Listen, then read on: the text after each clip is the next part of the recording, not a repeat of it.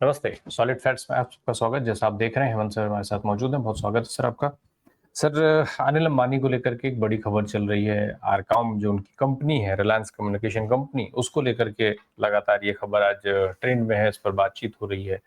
लेकिन जो बड़े सवाल हैं, उन सवालों के जवाब मिलते हुए कहीं से नहीं दिख रहे हैं। बड़ा सवाल ये है सर कि एसबीआई ने पहले इस लोन को सेटल किया, फिर उस लोन को फ्रॉड की लिस्ट में डाल दिया गया। उस लोन को फ्रॉड कहा जा रहा है। अब अगर ये फ्रॉड था तो सेटल कैसे हुआ? और सेटलमेंट अगर फ्रॉड था तो सेटल कैसे हुआ? जिस तरीके से ये सवाल है, उसी तरीके से सवाल ये भी है कि सेटलमेंट सही था तो लोन फ्रॉड कैसे हुआ? या फिर ये मान लिया जाए कि ये पूरा खेल ही फ्रॉड का था? राम प्रकाश जी नमस्कार। आपको, दर्शक साथियों को, सबको नमस्कार। देखिए, ये नए नए भारत की एक मिसाल है। और मिसाल क्या है कि जब सैया भय कोतवाल तो फिर डर काहेगा। अभी तक आपने क्या सुना कि विजय माल्या भाग गए, नीरव मोदी भाग गए, और ये भाग गया, वो भाग गया। वो भागे हुए थे। तो उन्होंने, भागने वालों ने क्या बताया? माल्या साहब का क्या स्टेटमेंट अभी आपने कुछ दिन पहले देखा कि मैं तो अरुण जेटली को बता करके आया था। ये कहा कि नहीं कहा उन्होंने ऑन कैमरा? आज तक भारतीय जनता पार्टी के किसी नेता ने उस बात का खंडन किया क्या? एक एक पक्ष वो है कि जो विदेश भाग गए, एक है अनिल अंबानी साहब जो यहीं पे रहते हैं, कहीं नहीं गए।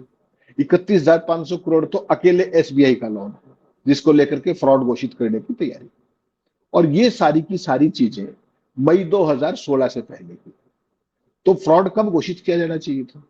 उसके बाद तो आरकॉम, जो आपका जो नया ये बैंकिंग कोड, जो बैंक्रप्सी कोड था, उसके तहत आपको पता है कि वो एक तरीके से दिवालिया भी घोषित हो गई। तो जब कंपनी दिवालिया हो रही थी, 2016 से पहले का लोन है, तो पहले कहां गए? सवाल ये है ही नहीं राम प्रकाश जी। सवाल ये एक ब्लेटेंट मिली भगत का है। और कमाल देखिए, जो वो विदेश में भागे हुए लोग हैं वो भी सब मौज काट रहे हैं। और जो भारत के अंदर है अनिल अंबानी जैसे, उनके चेहरे पे कभी आपने कोई शिकन देखी है क्या? उनके चेहरे पे कभी आपको CBI, ED, serious fraud investigation, किसी का दबाव देखा है क्या? उनसे किसी तरीके की पूछताछ देखी है क्या? तो कुछ चीजें ऐसी हैं इस मामले में जो अपने आप में कान खोलकर और आंखें खोल देने वाली है। अगर दर्शकों को बताया जाए तो एक खास अंदाज में चीजें पता लगेगी। आपको पता है मोदी जी के क्या संबंध है इनके साथ, अनिल अंबानी के साथ? गुजराती हैं, चहेते हैं। और एक चीज और बता दूं, ये किसी जमाने में दुनिया के छठे सबसे रईस व्यक्ति थे, आपको याद होगा। और आज वो बैंक फ्रॉड घोषित होने की कगार पर खड़े हुए हैं, जो पहले हो जाना चाहिए था। अभी तक, आज तक उनके खिलाफ कोई जांच होती देखी आपने? आज तक कोई जांच होती देखी? किसी भी जांच एजेंसी के द्वारा, किसी भी बैंक के द्वारा कोई कार्रवाई इससे पहले की गई हो? क्यों नहीं की गई?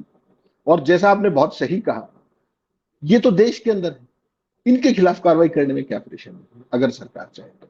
उल्टा है। एक तरफ दिवालिया कहते हैं, ब्रिटेन के बैंक में आपको ध्यान होगा, जब चाइनीज बैंक के मामले में केस आ रहे तो वहां क्या कहा ब्रिटेन के बैंक में अनिल अंबानी ने कि साहब मैं तो दिवालिया हूं, वहां पे दिवालिया घोषित किया था। और आज इनकी हालत क्या है, अगर आप सुनेंगे तो हैरान रह जाएंगे। सारी बातों पे आएंगे। जो राफेल कंपनी जो थी, आपको ध्यान होगा, उस समय उधर ब्रिटेन में वो चल रहा था, इधर से राफेल का ये चल रहा था। तो राफेल कंपनी के साथ इनको, आपको पता है ना किस तरीके से एसोसिएट करवाया गया था? दसॉल्ट की जो कंपनी है राफेल, जो मैन्युफैक्चरर, उसके साथ उनकी जिस तरीके से उनको दिलवाया गया। उसके बाद हाल ही में भी अगर आपने देखा हो, दुनिया का सबसे ज्यादा बिकने वाला एक जहाज है फाल्कन 2000, उसको एग्जीक्यूटिव जेट बोलते हैं, जो रईस उद्योगपति जिसको प्रयोग करते हैं चार्टेड के तौर पर। भारत में उसको बनाने के लिए ज्वाइंट वेंचर इन्होंने डसॉल्ट के साथ ही किए अभी। और उसके साथ 2028 तक पहला फाल्कन 2000 बनाने की तैयारी है। और उससे भी ज्यादा हैरानी आपको ये होगी कि एक तरफ जिसको एसबीआई फ्रॉड घोषित करने की बात कर रहा है, आरबीआई को चिट्ठी लिख रहा है, उसी को भारतीय वायुसेना के युद्धक विमानों की मेंटेनेंस का काम दे दिया गया है 2 दिन पहले। अब आप सोच लीजिए, कौन देगा उसको वो काम? तो ये सारी चीजें वैसे नहीं, इसकी सारी की सारी क्रोनोलॉजी है। तो जो सवाल आपने कहा, उस पर आते हैं बेसिकली, कि जिस तरीके से इन्होंने, आपको ध्यान होगा, 45 जो थे ना, जो कुल मिलाकर के इनके ऊपर 49,000 करोड़ के आसपास का ऋण था, बैंकों के कंसोर्टियम का अलग अलग, उस सारे को 455 करोड़ रुपए में सेटल कर दिया गया। और 455 करोड़ और 49 करोड़ का अगर आप प्रोपोर्शन देखेंगे तो आप चौंक जाएंगे कि आपने 100 रुपए का लोन लिया और आपने पैसे कितने चुकाए? 92 पैसे। इसको सेटलमेंट कहते हैं। 100 रुपए का लोन लीजिए, 92 पैसे चुकाइए और मौज काटिए। तो उसके बाद एसबीआई ने अब लोन फ्रॉड घोषित करने की बात की है। पहले इसका सेटल, जैसे आपने कहा, पहले क्यों किया? और किया तो अब फ्रॉड कैसे हुआ, या फ्रॉड को सेटल कैसे किया, ये सारे के सारे सवाल हैं। अब तक जितने भी आप रिपोर्ट देखेंगे, अकेले एसबीआई से 31,580 करोड़ रुपए, बाकी तो कंसोर्टियम है, अलग अलग बैंकों का समूह जिसको आप बोलते हैं, अकेले एसबीआई से 31,580 करोड़ रुपए का लोन था। उसमें अब एसबीआई कह रहा है कि इन्होंने लोन की शर्तें तोड़ी, पैसे को इधर उधर डाइवर्ट किया, और उससे भी अलग अलग अलग जगह पर अनाधिकृत इसके वो पाए गए, जो ट्रांसफर मनी ट्रांसफर होते हैं, अनऑथोराइज ट्रांसफर जिसको आप बोलते हैं, वो भी पाए गए। ये एसबीआई कह रहा है। और ये भी है कि लोन 2000 अगस्त 2016 से पहले का है, जैसा मैंने आपको बताया। एसबीआई ने 10 नवंबर 2020 को भी इसको फ्रॉड घोषित करने की प्रक्रिया शुरू की थी। उस समय क्योंकि इन्होंने शर्तें तोड़ी, लोन की संदिग्ध फंड मूवमेंट मिला, वो सारी चीजें, सुप्रीम कोर्ट ने 27 मार्च 2023 को एसबीआई के ऑर्डर को खारिज कर दिया। उसके बाद नवंबर के तुरंत बाद दिसंबर 2023 में बैंक ने फिर कार्रवाई शुरू की, जिसके तहत अब ये इस मामले पर पहुंचे हैं। तो बेसिकली सवाल ये है राम प्रकाश जी कि अब तक इस मामले को रिपोर्ट क्यों नहीं किया गया, इसमें इतनी ढील ढाल क्यों की गई, पहली बात। और मामला या सीबीआई को जाना चाहिए, दिल्ली पुलिस को जाना है, सीरियस फ्रॉड इन्वेस्टिगेशन को जाना है, ईडी को जाना है, अब तक उसको ऐसे ही क्यों छोड़ रखा है? जब मामला सुप्रीम कोर्ट में चला गया, सब कुछ चला गया, सारी चीजें ओपन एंड शट है, सारे बैंक हैं, वित्त मंत्री है, सब कुछ है, उसके बावजूद इस मामले में अब तक अनिल अंबानी से बुला करके पूछताछ तक भी नहीं की गई, बाकी तो छोड़ दीजिए, पूछताछ तक भी, जो आरंभिक पूछताछ होती है वो तक भी नहीं की गई। तो बेसिकली जो पूरे का पूरा फ्रॉड बनी, वो पैसा गया कहां जो इनका था। और इंसॉल्वेंसी और जो बैंकिंग कोड है 2016 में, अगर आपको आया, मोदी सरकार लेके आई थी, उसके तहत ये कंपनी पहले से दिवालिया थी, रिलायंस कॉम। तो ये फ्रॉड मामले की इस प्रक्रिया 2016 से पहले की है। तो अब कार्रवाई हो रही है 10 साल बाद, जबकि अनिल अंबानी तो भागे भी थे, और तब से मोदी जी की सरकार है, ईमानदार सरकार है। और दूसरी तरफ आप देखिए, महाराष्ट्र के अंदर केवल 3 महीने में 767 किसानों ने अपनी जान दे दी, इसलिए कि वो कर्ज में डूबे हुए थे। उनका कोई वाली वारिस नहीं, सरकार गरीबों की है। उनकी आय 2022 तक डबल होनी थी, उन्होंने जान दे दी, उनका कोई वो नहीं। ये इतना सब करने के बावजूद भी भारत में आनंद में है, फाल्कन 2000 बढ़ा रहे हैं, इंडियन एयरफोर्स के जहाजों की मेंटेनेंस करेंगे, सारी चीजें करेंगे। अब आप देख लीजिए कि इस देश में संविधान के तहत तो सब कानून बराबर था सबके लिए, तो अंबानी के लिए क्या है, अनिल अंबानी के लिए, और आम किसान और आम आदमी के लिए क्या है। आप एक बार 100 रुपए का बैंक डिफॉल्ट करके देख लीजिए, सारी चीज समझ में आ जाएगी कि बैंक डिफॉल्ट होता है क्या है। जो भागे उनकी तो ठीक है, उनके ऊपर तो चलो सारी बातें हैं, जो इंडिया में है उनका क्या कर लिया मोदी जी। और जो बाहर से उनको घसीट के लाने की बात थी, आज तक कोई एक आया नहीं आया, वो भी देश के लोग देख ले, कितनों को ले आए, कितनों को ले आएंगे।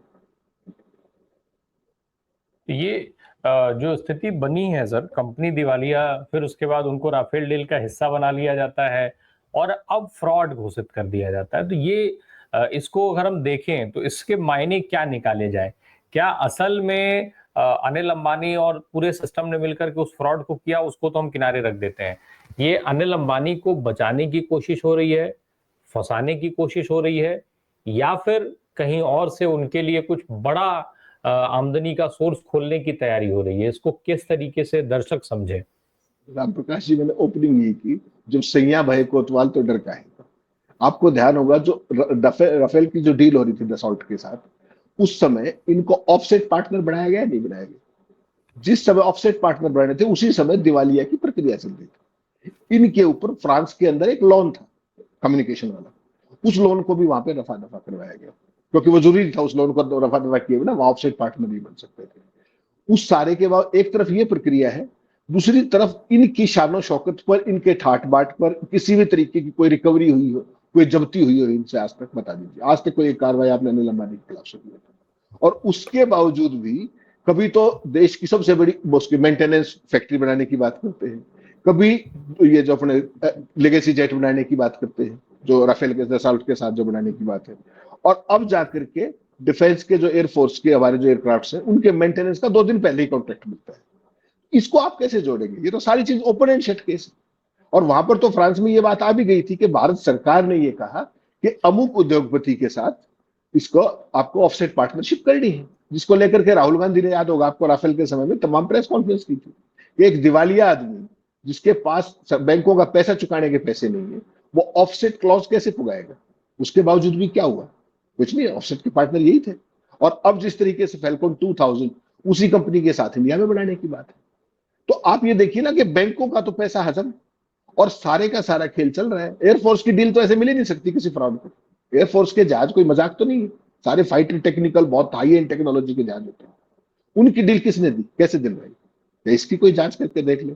और कमाल की बात यह है, जो आपका मीडिया है, बंधक मीडिया, इतने बड़े मामले पर वो खबर को दबाएगा और सरकार फाइल को दबाएगी। जांच भी नहीं हुई आज तक, ना जांच आगे होगी। आप मस्त रहिए, आप भक्ति काल में लीन रहिए, धर्म की अपने चाशनी चूसी, अब छुट्टी रही। इसके अलावा कुछ हो तो आप बता दीजिए क्या है। इतने सालों से 2014 से सरकार है, 2016 से पहले का लोन है, चाहते तो अब तक सारी एक एक पैसे की रिकवरी नहीं हो जाती। और वो सारे का सारा कितने में सेटल करके और नई नई चीजों की तरफ वो जा रहा है, बैंकों से ऐसे ही पैसा मिल रहा है। जबकि रूल क्या कहता है कि इस तरह की कंपनी पे, इनके ऊपर पहले भी आपको पता है ना, अनिल अंबानी के ऊपर शेयर मार्केट के अंदर किसी भी तरीके की वो करने में, सौदा करने पर बैन है 5 साल के लिए। उसके अलावा इनके खिलाफ पर्चा दर्ज होना चाहिए था, अब तक कोई पर्चा दर्ज नहीं हुआ। इनकी सारी फाइनेंसिंग जो थी, चाहे बैंकों से चाहे इंस्टीट्यूशन से, वो सारी बंद होनी चाहिए। आज तक कोई बंद नहीं। इसलिए फैल्कन 2000 बढ़ाने की बात आ जाती है, इसीलिए एयरफोर्स की मेंटेनेंस की बात इनके पास आ जाती है।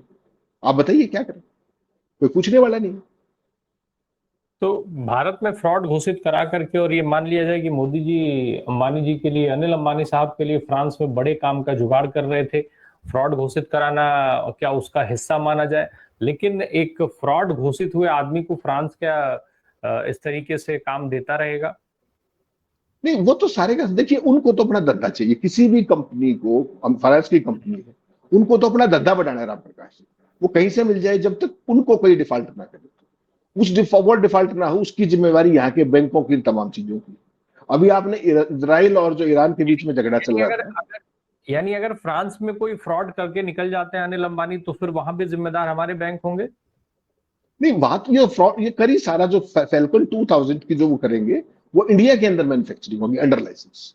डसॉल्ट कंपनी का टेक्निकल, वो बाकी सारा इंफ्रास्ट्रक्चर इनका। तो फैल्कन 2000 ज्वाइंट वेंचर में इंडिया में बनाया जाएगा।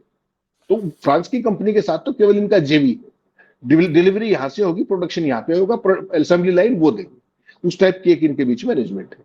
सवाल तो यह है कि इन एक फ्रॉड आदमी को किस तरीके से सरकारी शय पे दोबारा से मुख्य धारा में ला करके रिवाइव करने की तैयारी चल रही है। Instead of taking action against him, उससे सारे पैसे की रिकवरी करने के बजाय, वो जो बैंकों का पैसा है, वो मोदी जी का नहीं है, वो भाजपा का नहीं है, वो आरएसएस का भी नहीं है, वो इस देश के आम गरीब करदाता का पैसा है। ये मत भूलिएगा कभी। उसको तो आप इतने में सेटल कर रहे हैं, 100 रुपए को आप 12 पैसे में सेटल कर रहे हैं। और इस उद्योगपति जो प्रिय है, चहेता है, उसको रिवाइव करने के लिए हर संभव कोशिश है। चाहे वो राफेल डील में उसका उसमें हो, या उसके बाद अब ये फैल्कन डील में हो, चाहे उसके बाद ये अपने एयरफोर्स की मेंटेनेंस के मामले में हो।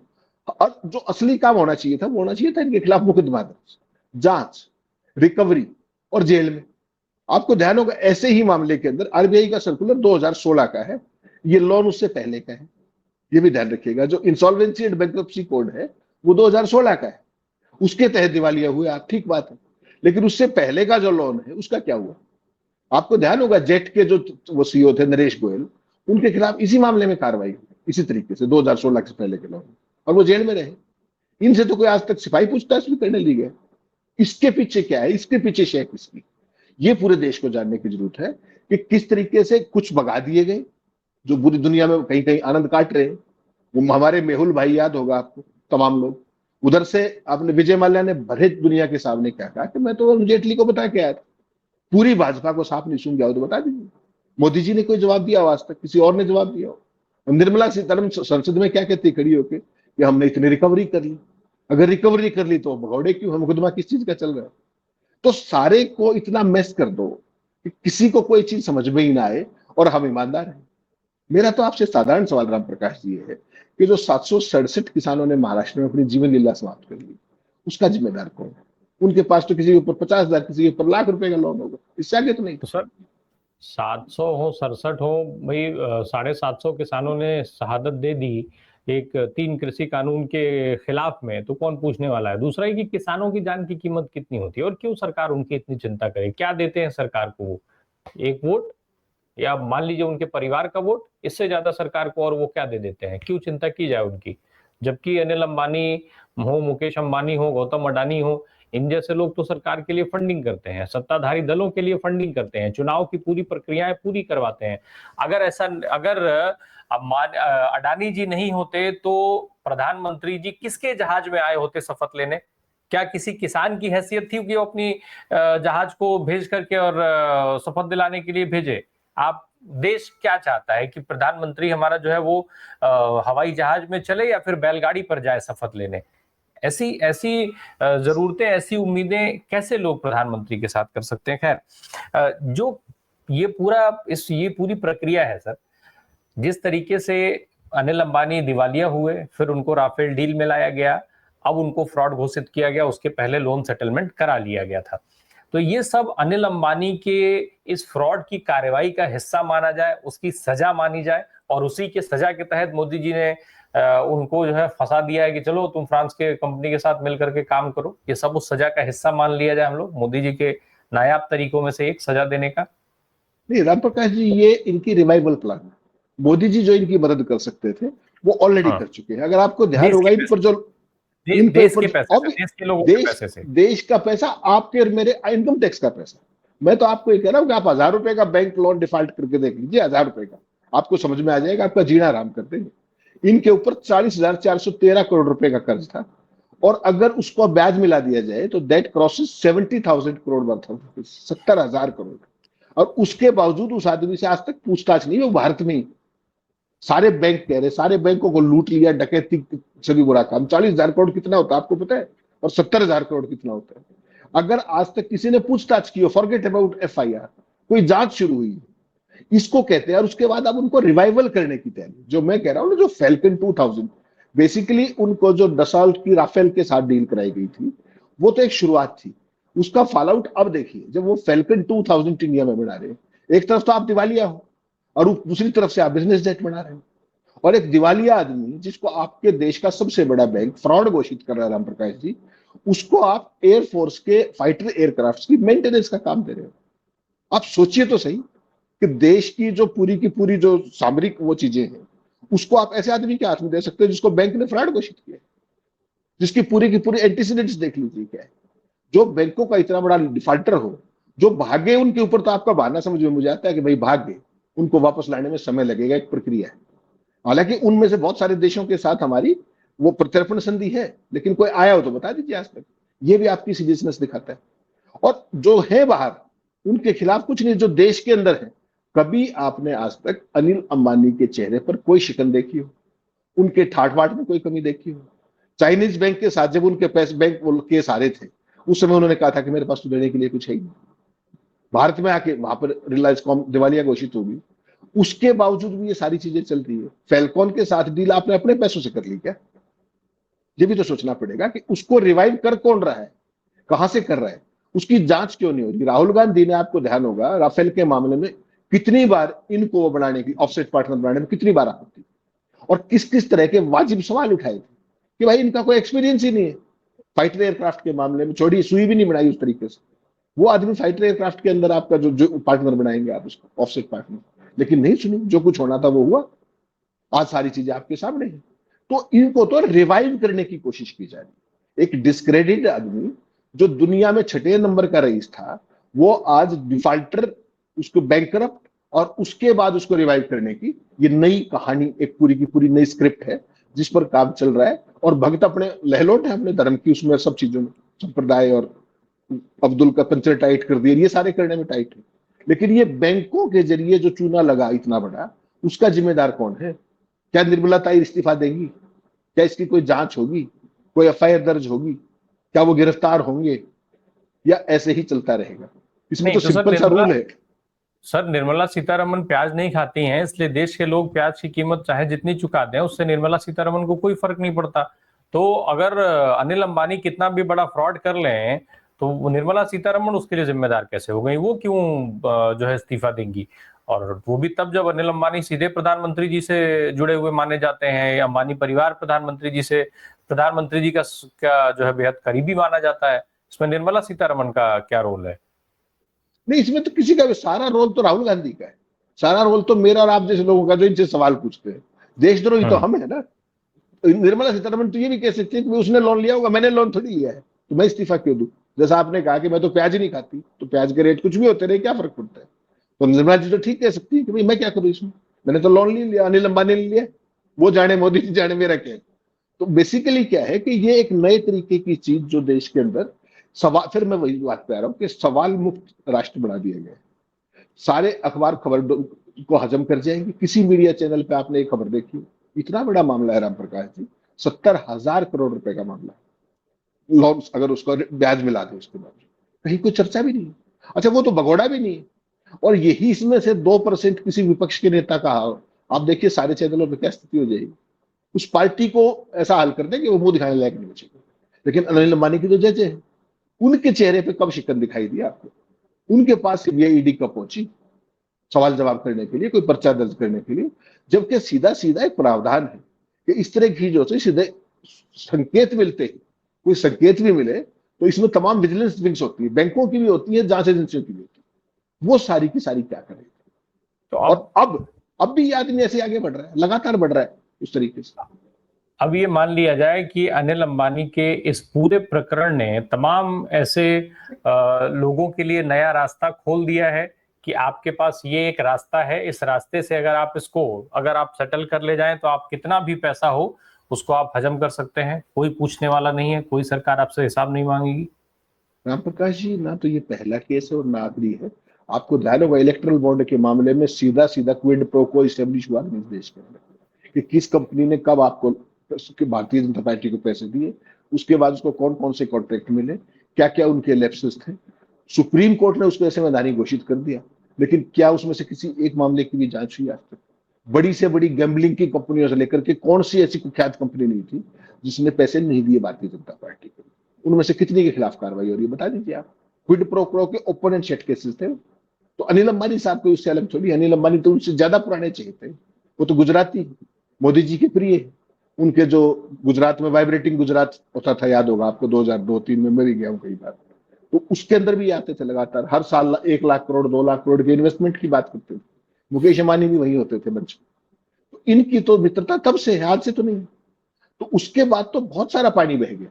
इलेक्ट्रल बॉन्ड्स के मामले में सुप्रीम कोर्ट में सारी की सारी सूचियां आई बात, किस किस ने किस किस कंपनी को कितना दिया, किस किस पार्टी को कितना दिया। और जहां जहां बीजेपी की सरकारें हैं उनके साथ देख लीजिए, जो दिल्ली में सरकार है, बाकायदा ये था कि फला तारीख को आपने बॉन्ड दिया, इतने तारीख को जमानत हुई, इतने तारीख को आपको कॉन्ट्रैक्ट मिला। एक एक चीजों पर नहीं चलता। हमने तो कितनी बार उस पर कितने प्रोग्राम किए, कितनी डिबेट की उसके ऊपर, लेकिन कुछ नहीं हुआ क्योंकि सवाल मुक्त है। मीडिया उसको दिखाएगा ही नहीं। कितने चैनलों पर आपने इलेक्ट्रल बॉन्ड के ऊपर बहस देखी, बता दीजिए नाम किसी एक। कितना बड़ा आजाद भारत का सबसे बड़ा फ्रॉड था वो, सबसे बड़ा रिश्वत काम है। कर लीजिए, क्या करेंगे, कोई पूछने वाला नहीं। सुप्रीम कोर्ट ने जांच से मना कर दी। विपक्ष के लिए इस स्थिति को कैसे देखा जाए? नहीं, विपक्ष की तो हालत आप देख रहे हैं ना। लोकसभा चुनाव से एन पहले देश की सबसे बड़ी राजनीतिक पार्टी कांग्रेस का खाता बंद किया गया। क्या बात पे? कि भाई आपने इनकम टैक्स का हिसाब नहीं दिया, छोड़ दीजिए उन्होंने नहीं दिया। आज तक कितनी पॉलिटिकल पार्टियों ने भारत सरकार को 1 रुपए का आयकर दिया, ये बता दीजिए। पॉलिटिकल चंदा इस देश के अंदर आयकर मुक्त है, लेकिन चुनाव से एन पहले देश की सबसे बड़ी पॉलिटिकल पार्टी को फाइनेंशियली स्क्वीज करके, ड्राई करके, और उसको चुनाव में उतारा गया। उसका परिणाम सारे देश ने देखा। कहीं से उनको कोई वो मिली हो तो राहत बता दीजिए किसी कोर्ट से। तो ये सिस्टम है ना, सारे का सारा कैप्चर्ड सिस्टम, कंट्रोल सिस्टम। उसमें ऐसा क्या करेंगे आप? और बीजेपी के पास जो पैसा, और सारे राजनीतिक दलों का पैसा मिला लीजिए, कहीं आसपास भी नहीं। इलेक्ट्रल बॉन्ड के स्कीम के जरिए जितना पैसा पूरे देश में आया सभी दलों के पास, उसमें 55% से ऊपर अकेला बीजेपी के पास आया था, ये मत भूलिएगा। तो आप सोच लीजिए उसकी कौन जांच करेगा, और वो जांच कहां तक पहुंचेगी? कभी नहीं होगी, सुप्रीम कोर्ट नहीं मना करती। ये तो हालत खड़ी है सारा। इसको ही तो मैं कहता हूं complete capture and control system के ऊपर। और सवाल कोई है नहीं, मीडिया उठाएगा नहीं, सरकार फाइल को छेड़ेगी नहीं, अनिल अंबानी भी निकल जाएगी, निकले ही हुए। बिल्कुल, यानी 2029 तक हम एक और बड़े फाइनेंसर को सामने खड़ा देखेंगे, शायद साथ में खड़े देखें। जिस तरीके से अभी 2 नाम लिए जाते हैं, तीसरे नाम की भी तैयारी की जा रही है, और वो कहीं ना कहीं उस दिशा में बढ़ती हुई दिख रही है सरकार। हमारे और आपके पैसे से अनिल अंबानी को वापस फिर से खड़ा करने की जो मुहिम स्टार्ट की गई है, वो देखिए मुहिम कहाँ रुकती है। बहुत बहुत धन्यवाद हेमंत सर, हमसे बात करने के लिए। Thank you so much.